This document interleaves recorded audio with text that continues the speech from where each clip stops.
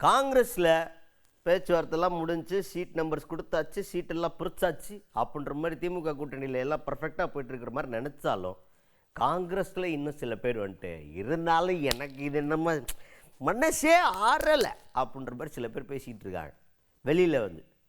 அப்போ பொதுத்தளத்தில் பேசுகிறத பற்றி காங்கிரஸ் கட்சிக்குள்ளே இருக்கிற மூத்த தலைவர் ஒருத்தர் என்ன சொல்கிறாரு அப்படிங்கிறத இப்போ பார்க்க போகிறோம். யார் இவர், என்ன சொல்கிறாரு பார்த்துருவோம் வாங்க. காங்கிரஸ் கட்சியின் மூத்த தலைவர் கேவி தங்கபாலு அவர் தான். இப்போ அவர் ரொம்ப நாளாக வந்து இந்த மாதிரி லைம்லைட்டுக்குள்ளே வராமல் சீனுக்குள்ளே வராமல் அமைதியாக இருந்துகிட்டு இருந்தார். நம்ம ஆளுங்க அவரை பார்த்ததுக்கப்புறம் சார் இந்த மாதிரி பேசிக்கிட்டே இருக்காங்க சார். இப்போ கூட காங்கிரஸ் எம்பி ஒருத்தவங்க என்ன சொல்கிறாங்க அப்படின்னா, நம்மள அந்த காங்கிரஸ் வந்து ஒரு துரும்ப கன்சிடர் பண்ணுற மாதிரி கன்சிடர் பண்ணி எவ்வளோ தான் கொடுக்க முடியும் அப்படின்னு சொல்கிறத ஏற்றுக்க முடியல, மனசெல்லாம் வலிக்கி அப்படின்ற மாதிரி அவங்க பேசுகிறாங்களே, அதை நீங்கள் எப்படி பார்க்குறீங்க அப்படின்னு கேட்டால் அதுக்கு தங்கபாலு அவர்கள் என்ன சொல்கிறாருன்னா, இந்த மாதிரி முரண்பட்ட கருத்துக்கள் இருக்கலாம், கூட்டணிக்குள்ளே இதெல்லாம் இருக்கும், நமக்கு ஒன்று சரின்னு போடும், அவங்களுக்கு சரியில்லைன்னு போடும், இந்த மாதிரி முரண்பட்ட கருத்துக்கள் இருக்கிறது ரொம்ப இயல்பு. ஆனால் அதை கொண்டு வந்து பொது தளத்தில் சொல்லக்கூடாது. நம்ம எதை வேணாலும் எப்போ வேணாலும் எங்கே வேணாலும் பேசலாம் அப்படிங்கிறது கிடையாது காங்கிரஸ் கட்சி. நீங்கள் உங்களுக்கு என்ன பிரச்சனையோ அதை எடுத்துகிட்டு போயிட்டு தேசிய தலைமைக்கிட்ட தான் நீங்கள் சொல்லணும், இல்லை மாநில தலைமைக்கிட்ட சொல்லணும். அவங்க தான் அதை என்னன்னு பார்த்து அதை மறுபரிசீலனை பண்ணுவாங்க, நடவடிக்கை எடுப்பாங்க. நம்ம இஷ்டப்படி செயல்படுறதுக்கு காங்கிரஸ் கட்சிக்காரனுக்கு அழகல்ல அப்படின்ற மாதிரி பேசியிருக்காரு தங்கபாலு அவர்கள்.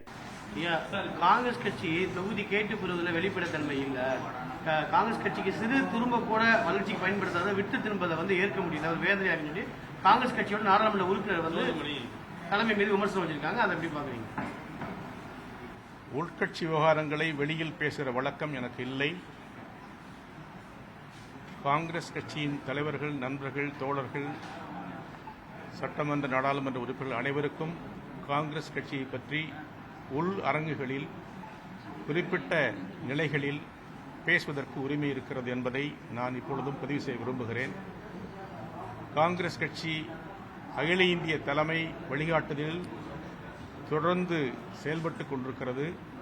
அந்த அடிப்படையில் எந்த கருத்துக்கள், முரண் கருத்துக்கள் இருந்தாலும் அவற்றை தெரிவிக்க வேண்டிய இடம் இருக்கிறது. அந்த இடங்களில் பேசுவதுதான் சிறப்பாக இருக்கும்.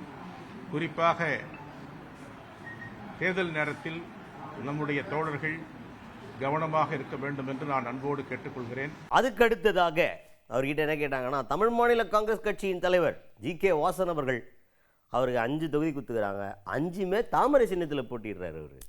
இது நீங்கள் எப்படி பார்க்குறீங்க அப்படின்னு கேட்டால் அதுக்கு நம்ம தங்கபாலு அவர்கள் என்ன சொல்கிறாருன்னா, காங்கிரஸால் வளர்க்கெடுத்தப்பட்டு ஒரு நிலைமைக்கு வந்ததுக்கப்புறமா இன்னைக்கு போய் பாஜகவோடு இணைஞ்சு இந்த மாதிரி செயல்பட்டு இருக்கவர்கிட்ட வேறு என்னத்தை எதிர்பார்க்க முடியும்? ஒரு உண்மையான காங்கிரஸ்காரை இப்படி பண்ண மாட்டாயா?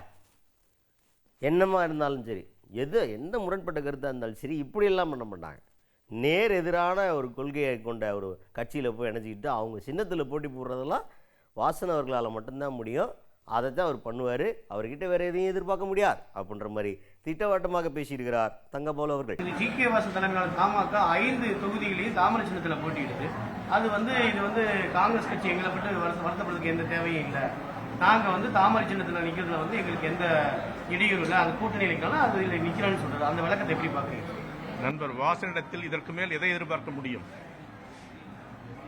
காங்கிரஸ் கட்சியால் வளர்க்கப்பட்டு ஆளாக்கப்பட்டு அதனால் நிறைய பதவிகளை அனுபவித்த ஒருவர் காங்கிரஸ் கட்சிக்கு எதிராக போயிட பிறகு பிஜேபியோடு தொடர்ந்து அவர் பயணித்துக் கொண்டிருக்கிறதை எல்லாருக்கும் தெரியும்.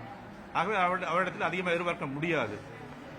தமிழ்நாட்டில் பிஜேபி வளரக்கூடாது என்பதிலே காங்கிரஸ் கட்சி தலைமை உறுதியாக இருக்க வேண்டும்.